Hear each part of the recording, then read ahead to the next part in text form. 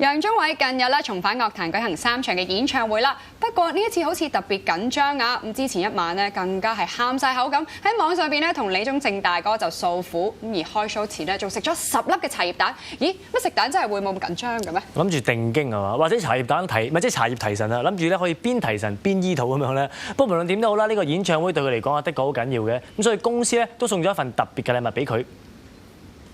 楊宗緯喺台灣舉行3場個人演唱會，公司送咗一支價值50萬新台幣嘅私家咪俾佢。收到呢份咁實用又貴重嘅禮物，楊宗緯非常高興啊，仲幫支咪改埋名添。我將它取名叫做草地，就是我媽她後來發現說我這個名字蠻適合我的，草地這個名字蠻適合我的，對。但是她已經取名叫做楊宗緯了，所以我把它視如己出。首場演唱會當晚，楊宗緯唱咗多首新歌，佢表示咧唱新歌嘅壓力都幾大㗎。